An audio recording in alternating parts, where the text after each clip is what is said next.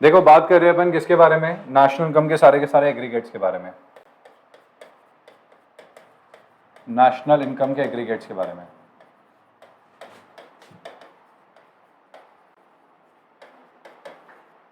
So we are talking about national income aggregates. अब ये national income aggregates कैसे काम करता है वो बता देता हूँ मैं आपको। नेशनल इनकम एग्रीगेट्स कैसे काम करता है उसके बारे में एक्सप्लेन कर देता हूँ। जब हम बात करते हैं नेशनल इनकम एग्रीगेट्स के बारे में, एग्रीगेट्स का मतलब क्या होता है कि किस तरीके से आपने अलग अलग एग्रीगेट्स करके नेशनल इनकम को फाइंड आउट करने की कोशिश करी है। तो नेशनल इनकम के कुल मिला के 8 एग्रीगेट्स होते हैं, ठीक है, 8 एग्रीगेट्स होते हैं कुल मिला के। अब सबसे पहला जो एग्रीगेट होता है वो होता है जीडीपी, सबसे बेसिक एग्रीगेट होता है जीडीपी। इसको अपन कहते हैं जीडीपी एट एमपी, ये मैंने आपको समझाया था, जीडीपी एट एमपी। जीडीपी का मतलब होता है gross domestic product eight market price. अब मैंने आपको ग्रॉस का मतलब भी समझा रखा है, इंक्लूड्स डेप्रिसिएशन। डोमेस्टिक प्रोडक्ट का मतलब भी बता रखा है मैंने आपको, ये 3 चीजों से मिलकर बना है, 1 2 और ये 3, 1 2 और ये 3, ये 3 चीजों का क्या है, 3 चीजों से बनके बनती है नेशनल इनकम का एग्रीगेट। तो कभी भी नेशनल इनकम का एग्रीगेट बनेगा तो वो 3 चीजों का कॉम्बिनेशन होगा ही होगा। जीडीपी तो यानी कि, ठीक है, जीडीपी एट एमपी, तो जी से तो होता है ग्रॉस, ग्रॉस में डेप्रिसिएशन इंक्लूडेड होता है। डीपी का मतलब होता है डोमेस्टिक प्रोडक्ट, डोमेस्टिक प्रोडक्ट का मतलब क्या होता है, जो कि आपने डोमेस्टिक टेरिटरी से कमाया है। और एमपी का मतलब होता है मार्केट प्राइस। मार्केट प्राइस का मतलब क्या होता है, मार्केट प्राइस का मतलब होता है कि मार्केट में टैक्स इंक्लूड करके आप कितने में माल बेचते हो। तो डेप्रिसिएशन इंक्लूड करके जो भी आपने डोमेस्टिक टेरिटरी से कमाया है at their market price is called as GDP, tax include करके, समझ आ गया क्या, इज कॉल्ड एज जीडीपी। तो डेप्रिसिएशन इंक्लूड करके या जो भी इन्वेस्टमेंट किया है उनकी एक्चुअल वैल्यू कंसिडर करके जो भी आपने डोमेस्टिक टेरिटरी से कमाया है at their market price is called as GDP, उसको कहते हैं जीडीपी। दूसरा जो एग्रीगेट होता है, अब वो जी के डेफिनेशन में चलेगा, जी के उसमें लेके चलते हैं, ठीक है, और थोड़ा सा चेंज कर देते हैं, बना देते हैं इसे जीडीपी एट एफसी। क्या बना देते हैं, जीडीपी एट एफसी। तो जीडीपी एट एफसी भी बना है 3 चीजों से मिलके, ठीक है, क्या है, gross domestic product at factor cost. इसका मतलब होता है ग्रॉस मतलब वही whole value including depreciation, domestic product मतलब within the domestic territory जो आपने कमाया है, एफसी का मतलब होता है फैक्टर कॉस्ट, मतलब आपने क्या करा, इसमें एनआईटी को एक्सक्लूड कर दिया, टैक्सेस को अलग कर दिया, ठीक है, क्योंकि टैक्सेस एक तरीके का ट्रांसफर इनकम के जैसे है। टैक्सेस सरकार ने कोई आपको ये चारों चीजें फैक्टर्स प्रोवाइड नहीं करे, उसके अलावा आपको कंपलसरी पेमेंट देना होता है टैक्स का। तीसरा आता है अपना, ठीक है, अब इसमें तो अपन ने ये दोनों को चेंज कर दिया, अब अपन क्या करते हैं, डीपी और डीपी को चेंज करते हैं, डीपी को चेंज करके देखते हैं। तो डीपी को चेंज करेंगे तो क्या बन जाएगा, ये बन जाएगा GNP at MP. GNP at MP का मतलब क्या होता है, वही 3 चीजों से मिलकर बना है, ठीक है, gross national product eight market price, तो ग्रॉस मतलब इंक्लूड्स डेप्रिसिएशन, नेशनल प्रोडक्ट मतलब within the domestic territory plus NFIA, ठीक है, डोमेस्टिक टेरिटरी से जो कमाया वो तो कमाया, प्लस फॉरेन से जो कमाया, ठीक है, और फॉरेन में जो गया उसका नेट अमाउंट भी इसमें आ जाएगा, समझ आ गया क्या। और एक लास्ट आता है क्या, एमपी। एमपी का मतलब होता है मार्केट प्राइस। इस वैल्यू को किस पे कंसिडर करना है आपको, इस वैल्यू को कंसिडर करना है मार्केट प्राइस पे। किस पे कंसिडर करना है, इस वैल्यू को मार्केट प्राइस पे कंसिडर करना है, समझ आया, इस वैल्यू को किस पे कंसिडर करना है, मार्केट प्राइस पे कंसिडर करना है, ओके। और चौथा क्या आता है, चौथा आता है आपका GNP at FC. GNP at FC का मतलब वही 3 चीजें, ठीक है, जीएनपी एट एफसी। तो जीएनपी एट एफसी कैसे आता है भाई, जीएनपी एट एफसी आता है gross national product at factor cost, ठीक है, तो आपने क्या किया, वही सारी की सारी ग्रॉस वैल्यू ले ली। एनपी का मतलब होता है national product, domestic product plus NFIA, और फैक्टर कॉस्ट का मतलब क्या हो गया, फैक्टर कॉस्ट का मतलब हो गया taken it at factor cost, मतलब फैक्टर कॉस्ट पे कंसिडर किया है इसे, समझ आ गया क्या। नेक्स्ट आता है अपना सेकंड पॉइंट आता है यहाँ पे। अब इसमें अपन क्या करते हैं, इसमें चारों ग्रॉस ले लिए, तो सेकंड इसमें क्या करते हैं अपन, ठीक है, 5 6 7 8, इसमें अपन एन ले लेंगे, क्या ले लेंगे, एन, नेट कंसिडर कर लेंगे, क्या कंसिडर कर लेंगे, नेट कंसिडर कर लेंगे। तो ये बन जाएगा NDP at MP, NDP at FC, NNP at MP, और ये बन जाएगा एनएनपी एट एफसी। तो देखो एनडीपी एट एमपी का मतलब क्या होता है? एनडीपी एट एमपी का मतलब होता है net domestic product eight market price, मतलब डेप्रिसिएशन हटा दिया, डोमेस्टिक पूरे टेरिटरी, डोमेस्टिक टेरिटरी की इनकम ले ली किस पे? मार्केट प्राइस पे। ठीक है, नेक्स्ट आता है NDP at FC. NDP at FC का मतलब होता है नेट डोमेस्टिक प्रोडक्ट ले लिया फैक्टर कॉस्ट पे, डोमेस्टिक टेरिटरी की इनकम ले ली फैक्टर कॉस्ट पे। एनएनपी एट एमपी का मतलब होता है, ठीक है, net national product eight market price, मतलब कि डोमेस्टिक, ठीक है, इनकम प्लस एनएफआईए, और वो भी डेप्रिसिएशन हटा के किस पे? मार्केट प्राइस पे ले लिया। समझ आ गया क्या? और लास्ट आता है एनएनपी एट एफसी, और इसी को कहते हैं नेशनल इनकम। यही होता है national income. This is called as national income, जिसके लिए अपन मगजमारी कर रहे हैं, जो भी अपन मेहनत कर रहे हैं, वो नेशनल इनकम यही है। सो नेशनल इनकम को कहते हैं एनएनपी एट एफसी। क्या कहते हैं? What do we call it? National income is called as, ठीक है, एनएनपी एट एफसी। और ये जो एनडीपी एट एफसी होता है, इसको कहते हैं डोमेस्टिक इनकम, इसको कहते हैं डोमेस्टिक इनकम। सो अगर एग्जाम के अंदर बोलता है फाइंड डोमेस्टिक इनकम और कुछ नहीं लिखता, तो this is your domestic income NDP at FC. और एग्जाम में बोलता है फाइंड नेशनल इनकम, तो this is NNP at FC, this is your national income, this is your domestic income. Always keep this thing in mind. इस तरीके से इसको solve किया जाता है। ये डोमेस्टिक इनकम हो गया, नेशनल इनकम हो गया। समझ आ गई बात? This is the domestic income, this is the national income. बात क्लियर है? समझ आया कॉन्सेप्ट? सो ये क्या है? This is what, this is GDP, और ये चलता है एन से। अब इसका मतलब क्या हुआ? ये 8 एग्रीगेट हो गए। समझ आ गया क्या? अब बात क्या आती है? 8 एग्रीगेट के घुमाने के लिए 3 चीजें समझना जरूरी है।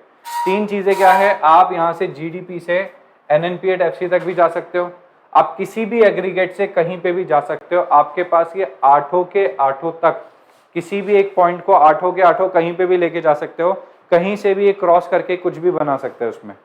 सो ये 8 के 8 किसी भी पॉइंट से बन सकते हैं। सिर्फ 3 चीजों का मैक्सिमम खेल होता है। अब जो 3 चीजों का खेल है वो क्या क्या है? सबसे पहले अपन लेते हैं सबसे basic aggregate GDP at MP, और लेट्स गो टू सबसे, ठीक है, final aggregate, that is your NNP at FC. ठीक है, अब अगर इसको आपको कन्वर्ट करना है तो कैसे कन्वर्ट करोगे? तो जीडीपी एट एमपी से कन्वर्ट करने के लिए आप यहाँ पे चेक करो कि 1 2 3 आइटम में से कितने आइटम को चेक करना है, चेंज करना है। क्योंकि मैंने आपको क्या कहा था, 1 2 3 से बनाइए। आप देख रहे हो ना, इसमें 3 बातें होती है, 1 2 और 3।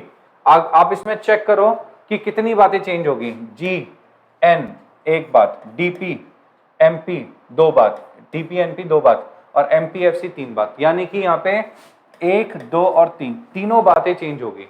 ये तीनों बातें मैक्सिमम होती है। 2 बातें भी हो सकती है, 1 बात भी हो सकती है, तीनों बातें मैक्सिमम होती है। तो यानी कि सबसे पहले ग्रॉस से हमें नेट पे जाना है, तो लिख देते हैं जीडीपी एट एमपी। अब 3 बातें चेंज करनी है, तो ग्रॉस से नेट पे जाने के लिए सबसे पहले इस ग्रॉस को क्या बनाएंगे? इस ग्रॉस को बनाएंगे नेट। तो इसमें से माइनस कर दो डेप्रिसिएशन। क्या माइनस कर दो? डेप्रिसिएशन माइनस कर दो। तो डेप्रिसिएशन माइनस करने के बाद क्या बन जाएगा? ये बन जाएगा एनडीपी एट एमपी। क्या बन जाएगा? ये एनडीपी एट एमपी बन जाएगा। ठीक है, फिर डीपी है ये, this is what, this is DP, domestic product, this is national product. Domestic product और नेशनल प्रोडक्ट है ये। डोमेस्टिक प्रोडक्ट से नेशनल प्रोडक्ट पे जाने के लिए क्या करेंगे? डोमेस्टिक से नेशनल पे जाने के लिए अपन क्या करेंगे? अब डोमेस्टिक है ये, ठीक है, डोमेस्टिक मतलब within the domestic territory, foreign से आई हुई इनकम को जोड़ दो, प्लस एनएफआईए जोड़ेंगे इसमें। तो एनएफआईए जोड़ने के बाद ये बनेगा एनएनपी एट एमपी। 2 चेंजेस तो हो गए, ये एन चेंज हुआ, एन बराबर हुआ, एनपी चेंज हो गया। अब ये एमपी है और ये एफसी है। मार्केट प्राइस में टैक्स लगता है, फैक्टर में टैक्स नहीं लगता, तो हटा दो टैक्स को, यानी कि माइनस कर देंगे एनआईटी, एनआईटी माइनस करेंगे तो आ जाएगा NNP at FC. That's your answer. NNP at FC, that's your final answer. NNP at FC आपका फाइनल आंसर है, और यही आपको यहाँ पे कैलकुलेट करना है। एनएनपी एट एफसी आपका फाइनल आंसर है, यही आपको क्या करना है? यहाँ पे कैलकुलेट करना है। तो this is what we wanted to calculate, ठीक है, एनएनपी एट एफसी। तो आपको ये समझना पड़ेगा कि 3 चीजें हैं। सबसे पहले तो देखो कहाँ पे हो और कहाँ तक जाना है। इंपॉर्टेंट बात यही होती है, रेंज देखो, कहाँ पे हो और कहाँ तक जाने की रेंज देख लो। आप अपने आप कोई भी चीज कैलकुलेट कर सकते हो, कोई तकलीफ नहीं आएगी 1% भी। जैसे चलो एक एग्जाम्पल और करते हैं, let's do one more example. जैसे कि कुछ भी रैंडम वैल्यू पकड़ लेते हैं, जैसे कि G N P at F C पकड़ लेते हैं, G N P at F C पकड़ लेते हैं। अब उससे क्या करना है? उससे अपने को जाना है let's say N D P at M P, N D P at M P करना है उससे कन्वर्ट। ठीक है, चेंजेस देख लो कितने करने हैं। जी एक चेंज, एनपी दो चेंज, एफसी तीन चेंज, तीन चेंज करने अपने को। अब तीन बातें चेंज करनी है तो तीन बातें चेंज करनी है तो लिख देते हैं G N P at F C. सबसे पहले पहली बात से पकड़ेंगे भाई 1 2 3 चलेंगे अपन, ऐसे कोई बीच बीच में मत करो। करने में आप 3 2 1 कर सकते हो, 2 1 3 कर सकते हो, जैसे चाहे वैसे कन्वर्ट कर सकते हो, बट कोशिश करो 1 2 3 चलने की, इजी रहेगा आपके लिए। अब ग्रॉस से नेट पे जाना है तो डेप्रीसिएशन हटाना पड़ेगा, डेप्रीसिएशन हटाएंगे तो क्या बन जाएगा ये N N P at F C. अब ये क्या है एनपी, एनपी मतलब नेशनल प्रोडक्ट, और ये क्या है डोमेस्टिक प्रोडक्ट। तो डोमेस्टिक पे जाने के लिए फॉरेन से आई हुई इनकम को हटा दो, minus N F I A, N F I A minus करेंगे तो एन एफ आई माइनस करेंगे तो बन जाएगा N D P at F C. समझ आ गया क्या, N D P at F C. और ये क्या है फैक्टर कॉस्ट, ये है मार्केट प्राइस। फैक्टर कॉस्ट है मार्केट प्राइस पे जाने के लिए क्या करना है, फैक्टर कॉस्ट है मतलब फैक्ट्री कॉस्ट है, मार्केट में टैक्स लगेगा, मार्केट में टैक्स लगेगा तो प्लस एनआईटी, प्लस एनआईटी कर दो तो आंसर आ जाएगा NDP at MP. Whatever question was asking for we have calculated it. जो क्वेश्चन बोलता है हम उसे कैलकुलेट करके दे देंगे। ठीक है, आपके एग्जाम में क्वेश्चन आ सकता है, डायरेक्ट थोड़ी बोलेगा, जरूरी नहीं है कि नेशनल इनकम कैलकुलेट करने के लिए बोले।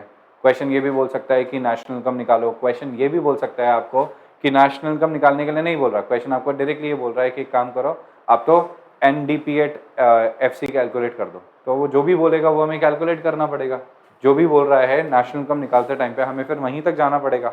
समझ आ गई बात, इसलिए हमें इन चीज़ों को पता होना जरूरी है। एक लास्ट और करें, चलो एक लास्ट और करते हैं। ठीक है, आपको दे रखा है let's say G N P at F C, G N P at F C दे रखा है आपको। ठीक है, क्या दे रखा है जी एन पी एट, ठीक है पहले वाला ले लिया मैंने तो। ठीक है,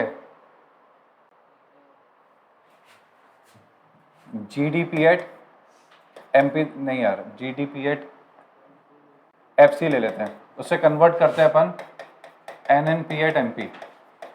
चलो तो अब इसको कैसे करेंगे, इसमें भी चेंजेस कितने होंगे 1 2 और 3। तो G D P at F C minus, अब तो आ गया डेप्रिसिएशन माइनस करेंगे तो बन जाएगा N D P at F C. इसमें domestic product national product, domestic से नेशनल जाने के लिए क्या करेंगे plus N F I A करेंगे, N N P at F C और minus N I T factor cost से, हाँ plus N I T. Factory से मार्केट बेचा रहे तो प्लस होगा ना, टैक्स लगेगा, तो N N P at M P बन जाएगा। डन, आगे समझ में अच्छे से।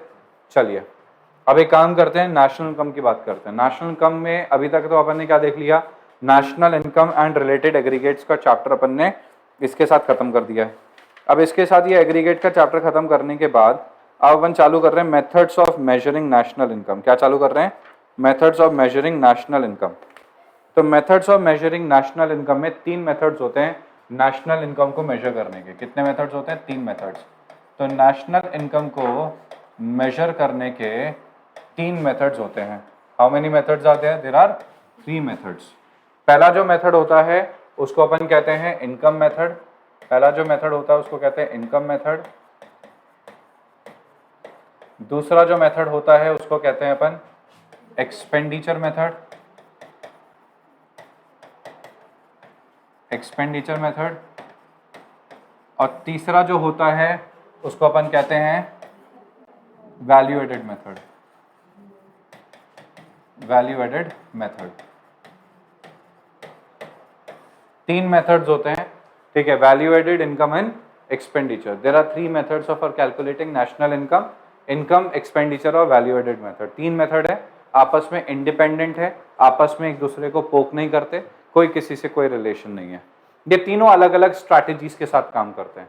वैल्यू एडेड मेथड काम करता है प्रोडक्शन वालों से, ठीक है, किसके वालों से, किसके थ्रू, प्रोडक्शन वालों के थ्रू। मतलब ये उन बिजनेस यूनिट को पकड़ता है जिनका प्रोडक्शन और सर्विस का काम है, जो प्रोडक्शन प्रोवाइड करते हैं, सर्विसेज देते हैं इकोनॉमी के अंदर, उनको पकड़ता है, उनकी सेल्स को पकड़ता है, उनकी सेल्स को पकड़ने की कोशिश करता है कि भाई तुमने इतना माल बेचा, तुमने इतना खर्चा किया, डिफरेंस निकाल दो, वो वैल्यू एडेड है, और उसी को पकड़ के बोलता है ये तुम्हारी इनकम है, इससे नेशनल इनकम निकालने की कोशिश करता है। दूसरा आता है अपना इनकम मेथड। इनकम मेथड की जब अपन बात करते हैं तो ये पकड़ता है सारे लोगों की इनकम कि इकोनॉमी में कौन है, 4 लोग हैं, इकोनॉमी में कितने लोग हैं, 4 लोग हैं। 4 लोग कौन है इकोनॉमी के अंदर, ठीक है, land, labour, capital and entrepreneur, इन चारों की इनकम को पकड़ने की कोशिश करेगा, चारों की इनकम को पकड़ने की कोशिश करके निकाल देगा इनकम, इनकम मेथड से निकालेगा नेशनल इनकम। फिर तीसरा आता है एक्सपेंडिचर मेथड, कि भैया जब आप खर्चा करोगे तो दूसरे की इनकम बनेगी, तो एक्सपेंडिचर कैलकुलेट करता है हर तरीके से, जितने भी बिजनेस यूनिट्स होते हैं, गवर्नमेंट हो गई, प्राइवेट हो गए, बिजनेस हो गए, रेस्ट ऑफ द वर्ल्ड हो गया, सबके खर्चे को पकड़ने की कोशिश करेगा और सबके खर्चों को जोड़ देगा, बोले ये तुम्हारा क्या हो गया, ये जोड़ दिए, बोले ये तुम्हारी नेशनल इनकम बन गई। समझ गए, क्योंकि खर्चे से इनकम बनेगी। So this is how we can calculate national income using all the three methods. तो पहला चालू करते हैं, किसके बारे में बात करते हैं, एक्सपेंडिचर मेथड से निकलता है जीडीपी एट एमपी या फिर एनडीपी एट एमपी, डिपेंड करता है कि आपने क्या कंसिडर करा है ऊपर, ठीक है। वैसे जनरली जीडीपी एट एमपी निकालते हैं, ठीक है। और दूसरा अपना वैल्यू एडेड मेथड से भी जीडीपी एट एमपी निकलता है, और इनकम मेथड से निकलता है NDP at FC, NDP at FC, domestic income सीधे, ठीक है। तो सबसे पहले कंसिडर करते हैं वैल्यू एडेड मेथड। क्या करते हैं, वैल्यू एडेड मेथड। अब वैल्यू एडेड मेथड देखना, कल इसका टेस्ट रहेगा आपका वैल्यू एडेड मेथड। आज मैं सिर्फ आपको फॉर्मूलेस लिखवाऊंगा, क्वेश्चंस पूरे कल करवाऊंगा, तो तीनों मेथड के, ठीक है, कंबाइंड क्वेश्चंस करेंगे तीनों मेथड के। आज अपन इसके क्या करने वाले हैं, फॉर्मूलेस याद करने वाले हैं, ठीक है। वैल्यू एडेड मेथड में सबसे पहले आपको क्या करना पड़ता है, सबसे पहले आपको कंसिडर करना पड़ता है, स्टेप नंबर 1 देखना पड़ता है, calculation of value of output.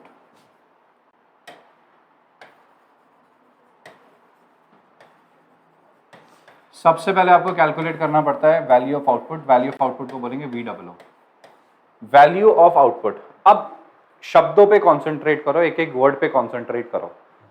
Value of output, तो वैल्यू ऑफ आउटपुट का मतलब होता है सेल्स और sales plus change in stock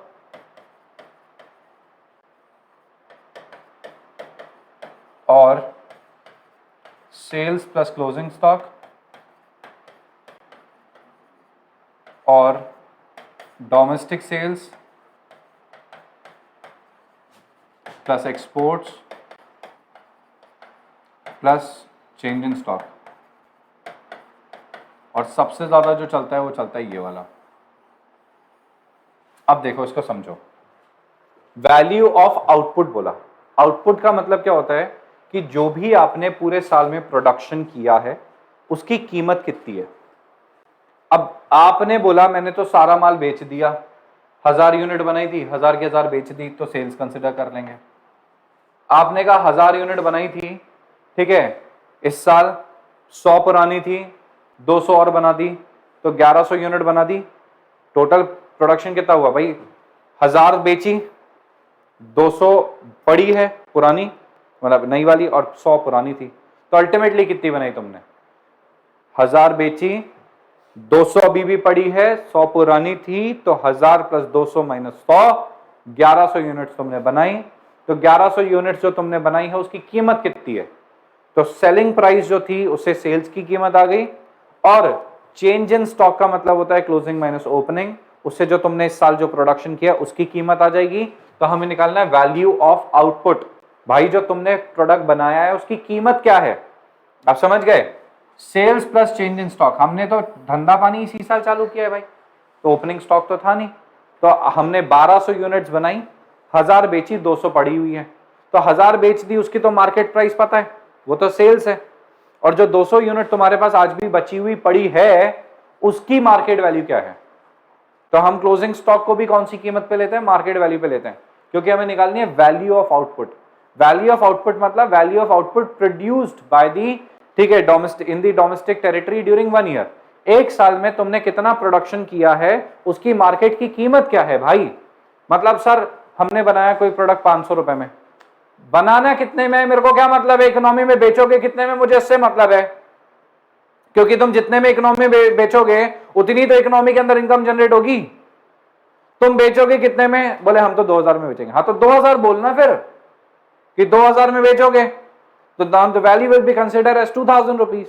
value कितनी कंसिडर करी जाएगी, 2000 रुपए कंसिडर करी जाएगी, उसमें से 500 तुम्हारी कीमत, 500 की कीमत हटाओ तो कितना आ जाएगा, 1500। जब इकोनॉमी ने 1500 रुपए कमाए तो तभी तो नेशनल इनकम में निकाल पाऊंगा। इसीलिए सबसे पहले कंसिडर करा जाता है, स्टेप नंबर 1 में कैलकुलेट करा जाता है वैल्यू ऑफ आउटपुट। सेकेंड होता है, स्टेप नंबर 2 होता है इसका,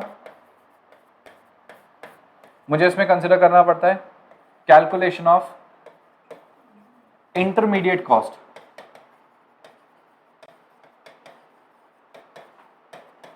कैलकुलेशन ऑफ इंटरमीडिएट कॉस्ट।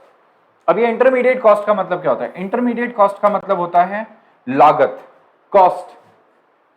इसमें आता है आपका purchases, cost of material, labour, जो कुछ भी आपका खर्चा हुआ, जो कुछ भी आपने खर्चा किया वो इसके अंदर कंसिडर हो जाता है। स्पेशली इसमें क्या आता है?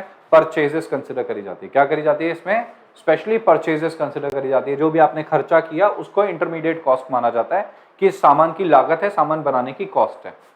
समझ गए क्या? सामान बनाने की कॉस्ट है। फिर हम निकालते हैं क्या इसमें, step number 3, calculation of GVA at MP. GVA का मतलब होता है ग्रॉस वैल्यू एडेड निकालना है। फिर क्या निकालते हैं? Gross value added. तो हम यहां पे फाइंड आउट कर रहे हैं gross value added at market price. Gross value added at market price हम लोग यहां पे कैलकुलेट कर रहे हैं। So here we are calculating gross value added at market price. GVA at MP निकाल रहे हैं, gross value added at market price निकाल रहे हैं। और जीवीए एट एमपी या gross value added at market price कैसे निकालते हैं? Gross value added at market price निकालते हैं। जीवीए एट एमपी कैसे निकालते हैं? जीवीए एट एमपी हम निकालते हैं इस तरीके से कि हम लोग यहाँ पे क्या करते हैं? GVA at MP find out करना है। क्या फाइंड आउट करना है? GVA at MP find out करना है। तो जीवीए एट एमपी जो gross value added at market price find out करना है अपने को, ठीक है, वो कैसे निकलता है? वो निकलता है step number 1 minus step number 2, या बोले तो value of output, value of output minus intermediate consumption, minus intermediate consumption, value of output minus intermediate consumption. तो हमें यहाँ पे कंसिडर करना है value of output minus intermediate consumption. ठीक है, क्या कंसिडर करना है? Value of output minus intermediate consumption. तो आंसर क्या आएगा? GVA at MP. तो जीवीए एट एमपी क्या आता है? Value of output minus intermediate consumption से। अब सर ये तो नेशनल इनकम निकालने की बात है, नेशनल इनकम में तो हमने जीवीए एट एमपी सुना ही नहीं। अब एक्चुअली क्या होता है? जीवीए एट एमपी को कन्वर्ट करते हैं स्टेप नंबर 4 में। स्टेप नंबर 4 में जीवीए एट एमपी का नाम बदल के रख देते हैं जीडीपी एट एमपी। क्या नाम रख देते हैं इसका? GDP at MP. तो GVA at MP is equal to GDP at MP. Gross value added at market price का ही दूसरा नाम होता है जीडीपी। अब जीडीपी एट एमपी आ गया। अब जीडीपी एट एमपी में से माइनस कर दो डेप्रिसिएशन, ठीक है, प्लस कर दो एनएफआईए और माइनस कर दो एनआईटी, नेट इनडायरेक्ट टैक्सेस। तो आंसर आ जाएगा NNP at FC, that is your national income. तो मेन कहानी इसमें, मेन मुद्दा ही है जीवीए एट एमपी निकालने का। जीवीए एट एमपी को कन्वर्ट कर दिया जीडीपी एट एमपी में और ले फाइनल आंसर आ गया। समझ आया क्या? That's your final answer. Clarity? ठीक है, नेक्स्ट पॉइंट देखना। ये हो गया आपका ग्रॉस वैल्यू एडेड खत्म। दूसरा आता है आपका इनकम मेथड। इनकम मेथड के हिसाब से कितने लोग होते हैं कमाने वाले? 3 लोग होते हैं। समझना बात को, है ना। 3 तरीके से हम लोग इनकम को कैलकुलेट करते हैं। सबसे पहला आता है कि आप या तो जॉब कर रहे हो, क्या कर रहे हो? जॉब कर रहे हो। तो अगर आप जॉब करोगे तो आपको मिलेगी सैलरी, ठीक है। तो पहला आता है कॉम्पनसेशन ऑफ एम्प्लॉइज। क्या आता है? Compensation of employees. दूसरा आता है कि हो सकता है आपका बेसिकली आपका बिजनेस है, या हो सकता है आपका रेंट पे प्रॉपर्टी देने का, ब्याज भट्टे का काम है, इंटरेस्ट वगैरह कमाते हो, प्रॉपर्टी किराए पे दे देते हो, ठीक है, या फिर बिजनेस करते हो, तो उसको कहते हैं operating surplus.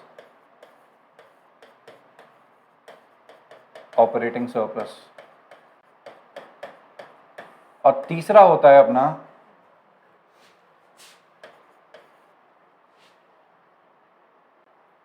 Mixed income of self employed. Mixed income of self employed.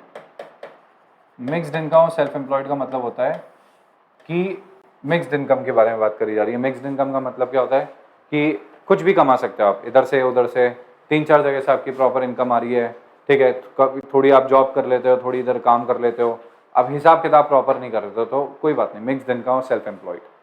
तो तीन होते हैं, मिक्स्ड इनकम और सेल्फ एम्प्लॉयड में कुछ भी नहीं आता, बस इतना ही होता है, इसको इतना ही कंसिडर करना होता है। कॉम्पनसेशन ऑफ एम्प्लॉयज में हम एम्प्लॉयज को तीन तरीके से पेमेंट दे सकते हैं। पहला होता है wages and salaries in cash, wages and salaries in cash, जो हम कैश में पेमेंट दे रहे हैं हमारे एम्प्लॉयज को, ठीक है, जैसे कि सैलरी, बेसिक सैलरी दे दिया, basic salary, DA, bonus, etcetera etcetera, ठीक है। फिर आता है आपका wages and salaries in kind, wages and salaries in kind, कभी कभी हम उनको फैसिलिटीज प्रोवाइड करते हैं एम्प्लॉयज को। Wages and salaries in kind में क्या आता है, जैसे कि रेंट फ्री अकोमोडेशन, RF है, रहने के लिए फ्री में घर दे दिया, फ्री फूड दे दिया, uniform, free medical checkup, education, बच्चों की पढ़ाई फ्री करवा दी, मेडिकल बच्चों का फ्री में करवा दिया, ठीक है। तो इसको क्या कहते हैं, wages and salaries in kind. क्या कहते हैं, wages and salaries in kind कहते हैं। तो wages and salaries in cash, wages and salaries in kind. और तीसरा होता है employers contribution, employers contribution, employers contribution to social security schemes, employers contribution to social security schemes। employers contribution to social security schemes का मतलब क्या होता है, employers contribution to social security schemes का मतलब होता है कि एम्प्लॉयर ने एम्प्लॉइज के सोशल सिक्योरिटी के लिए, सोशल सिक्योरिटी का मतलब क्या होता है, सोशल सिक्योरिटी का मतलब होता है जैसे कि रिटायरमेंट बेनिफिट्स, प्रोविडेंट फंड, जैसे कि प्रोविडेंट फंड, ग्रेचुटी, ठीक है, और इंश्योरेंस, उनके मेडिकल चेकअप और इन सब के ऊपर इनके एक तरीके से उनके ऊपर सोशल सिक्योरिटी आ जाए कि कल को एम्प्लॉय का परिवार कैसे रहेगा, अगर कल को उसको कुछ हो जाता है, तबीयत खराब हो जाती है, कुछ ऐसा हो जाता है, तो इन सब के लिए जो हम खर्चा करते हैं वो होता है एम्प्लॉयर्स कॉन्ट्रीब्यूशन। इसमें क्वेश्चन सबसे ज्यादा कंफ्यूजन क्रिएट करने के लिए एम्प्लॉयज कॉन्ट्रीब्यूशन डाल देता है, और हमारे साथ क्या होता है कभी कभी जल्दबाजी में हम ध्यान नहीं देके एम्प्लॉयज कॉन्ट्रीब्यूशन को एक्सेप्ट कर लेते हैं और वहीं लिख देते हैं आंसर में, और जो गड़बड़ कर देता है। नेक्स्ट आता है आपका ऑपरेटिंग सरप्लस। क्या आता है आपका ऑपरेटिंग सरप्लस। अब ऑपरेटिंग सरप्लस का मतलब होता है आपका बिजनेस से। तो आप दो तरीके से कमा सकते हो, इनकम कमा सकते हो, income from property, income from property, income from property, या तो आप प्रॉपर्टी से कमा सकते हो, आपके पास कोई प्रॉपर्टी है तो, और दूसरा होता है income from entrepreneurship, income from entrepreneurship.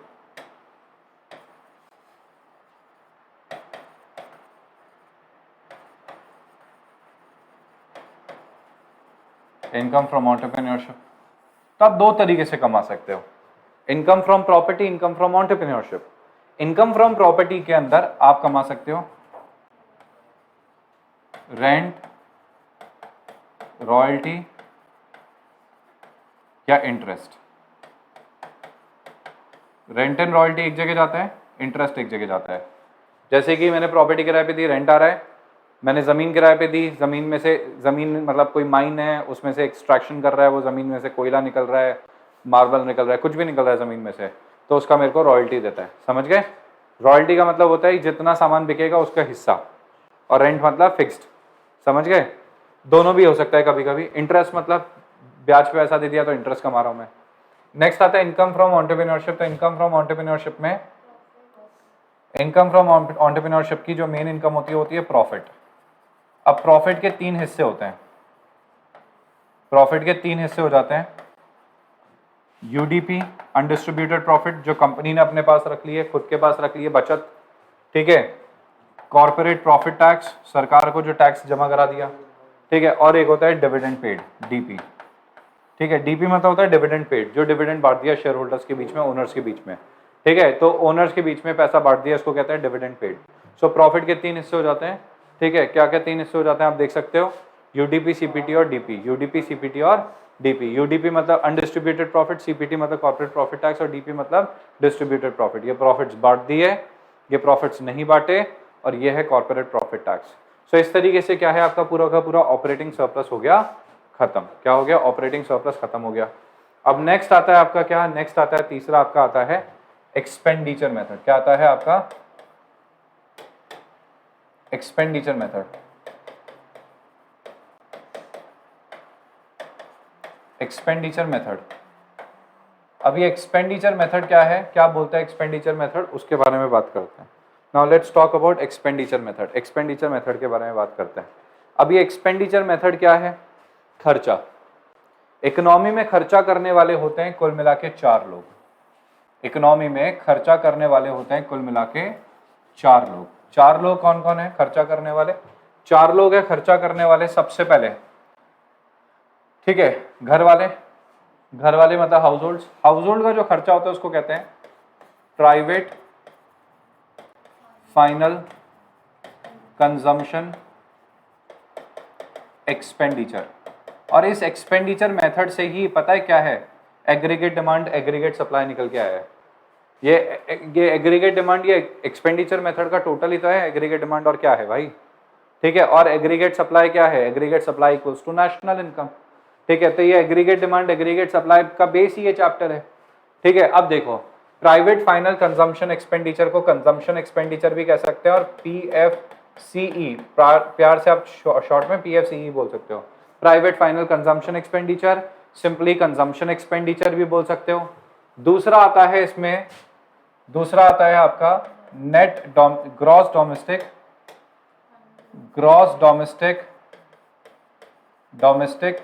Capital formation. Gross domestic capital formation को हम दूसरा,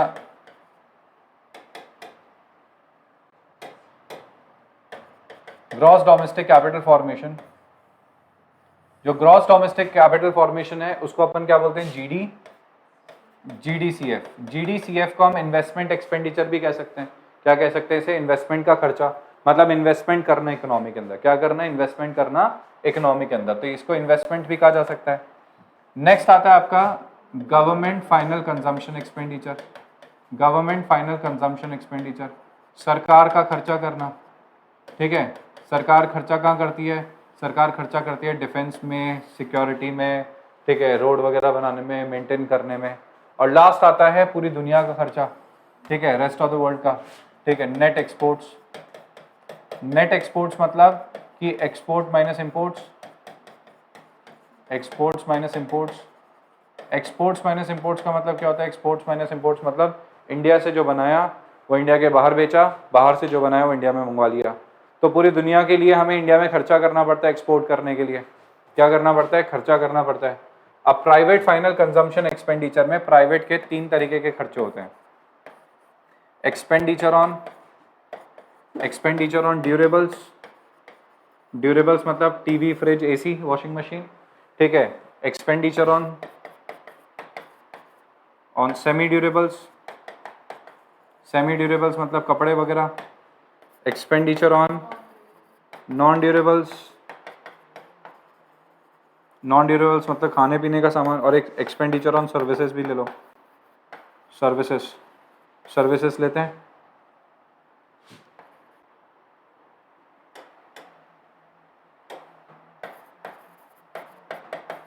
सर्विसेज का मतलब क्या होता है? जैसे डॉक्टर, लॉयर, CA, इन सब की सर्विसेज लेना। समझ आ गया? ये सब सर्विसेज भी ले सकते हैं। क्लैरिटी है कि नहीं है बताइए? ठीक है भाई। नेक्स्ट आता है gross domestic capital formation, GDCF। Gross domestic capital formation मतलब क्या होता है? ग्रॉस डोमेस्टिक कैपिटल फॉर्मेशन का मतलब होता है, अब ये है main, gross domestic capital formation मतलब इन्वेस्टमेंट का खर्चा। अब क्या होता है इसके अंदर? इसके 2 हिस्से हो जाते हैं। ग्रॉस डोमेस्टिक कैपिटल फॉर्मेशन के 2 हिस्से हो जाते हैं। एक तो हो जाता है नेट डोमेस्टिक कैपिटल फॉर्मेशन, और एक हो जाता है आपका डेप्रिसिएशन। तो इसमें से डेप्रिसिएशन को अलग कर दिया, ओके। फिर नेट डोमेस्टिक कैपिटल फॉर्मेशन मतलब नेट डोमेस्टिक, आप शब्दों पे ध्यान दो। डोमेस्टिक मतलब इंडिया के अंदर खर्चा हो रहा है, इंडिया के अंदर कैपिटल फॉर्मेशन हो रहा है, मतलब इंडिया के अंदर इन्वेस्टमेंट हो रहा है। कहाँ पे इन्वेस्टमेंट हो रहा है? इंडिया के अंदर, ठीक है। तो नेट डोमेस्टिक कैपिटल फॉर्मेशन मतलब इंडिया के अंदर डोमेस्टिकली आप कैपिटल का फॉर्मेशन कर रहे हो, इन्वेस्टमेंट कर रहे हो।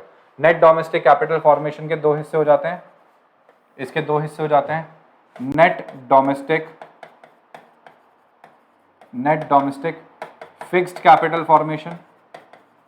फिक्स्ड कैपिटल फॉर्मेशन, आप फिक्स्ड कैपिटल फॉर्म कर रहे हो। फिक्स्ड कैपिटल का मतलब होता है फिक्स्ड एसेट में इन्वेस्टमेंट करना, ठीक है। और दूसरा होता है चेंज इन स्टॉक, मतलब कि बिजनेस जो है ना वो स्टॉक में भी तो इन्वेस्ट करता है भाई। आप गुड्स में इन्वेस्ट नहीं करते क्या, गुड्स में भी तो इन्वेस्टमेंट होता ही है। और नेक्स्ट आता है net domestic fixed capital formation. Fixed capital formation मतलब फिक्स्ड कैपिटल में खर्चा किया। तो फिक्स्ड कैपिटल फॉर्मेशन का मतलब होता है कि आपने फिक्स्ड कैपिटल में खर्चा किया है। फिक्स्ड कैपिटल मतलब समझे, लॉजिक समझ आया फिक्स्ड कैपिटल का। फिक्स्ड कैपिटल मतलब फिक्स्ड एसेट्स। जब फिक्स्ड एसेट्स होती है वो होती है तीन लोग खर्चा करते हैं फिक्स्ड एसेट में। जैसे कि बिजनेस है, तो बिजनेस क्या करते हैं, बिजनेस फिक्स्ड इन्वेस्टमेंट आ जाता है इसके अंदर। बिजनेस फिक्स्ड इन्वेस्टमेंट मतलब मशीन वगैरह खरीदी, ठीक है, मशीन खरीदी, बिल्डिंग खरीदी, ठीक है। और हाउस होल्ड कंस्ट्रक्शन, ठीक है, residential house construction, construction of residential houses,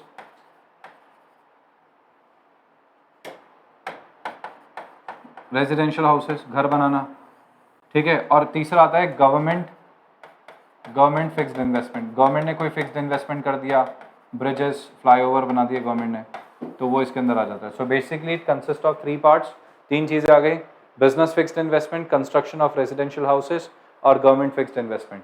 तो 3 जने इकोनॉमी में इन्वेस्ट करते हैं। आप लोग जब घर बनाते हो, ठीक है, तो वो एक इन्वेस्टमेंट होता है। बिजनेस जब इन्वेस्ट करता है तो वो इन्वेस्टमेंट होता है। गवर्नमेंट जब कुछ बिल्डिंग वगैरह इंफ्रास्ट्रक्चर बनाती है तो भी इन्वेस्टमेंट होता है। फिर आता है government final consumption expenditure. Consumption मतलब खाया पिया खत्म, कंजम्पशन मतलब खाया पिया खत्म। तो सरकार खर्चा कर रही है खाने पीने, खाने पीना मतलब खर्चा करना। तो खर्चा करती है सरकार किस पे, डिफेंस पे, लॉ एंड ऑर्डर के मेंटेनेंस पे,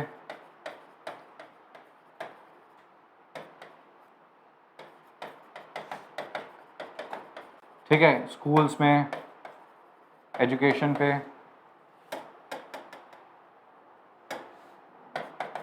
पे, मेडिकल फैसिलिटीज़ पे,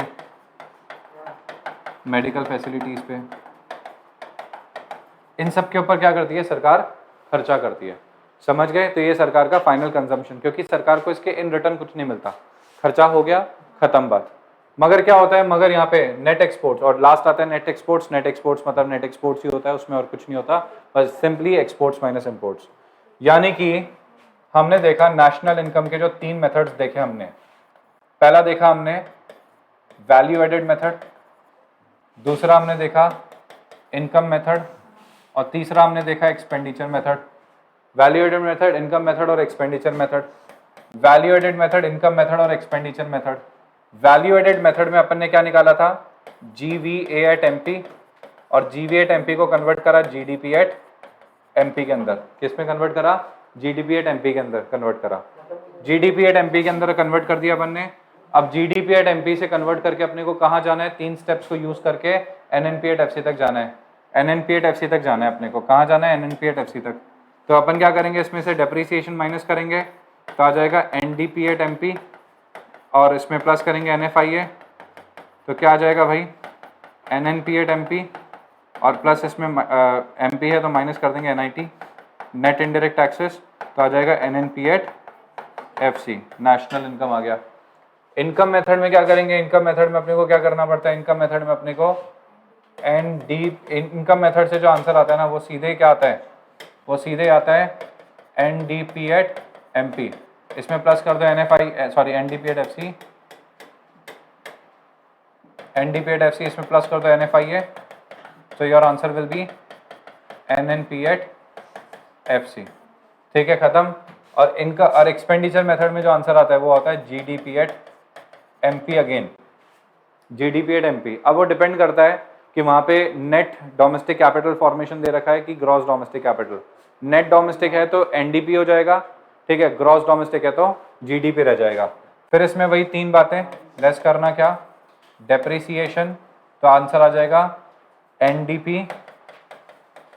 एट MP, प्लस करना NFIA, तो आंसर आएगा NNP एट MP और माइनस करना NIT, तो आंसर आ जाएगा NNP एट FC।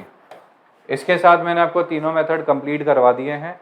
तीनों मेथड में अभी क्वेश्चंस नहीं करवाए हैं, सिर्फ तीनों मेथड को एक्सप्लेन करा है, तीनों मेथड के फॉर्मूलेस करवाए हैं और साथ में इसमें नेशनल इनकम तक कैसे जाना है इसका रास्ता।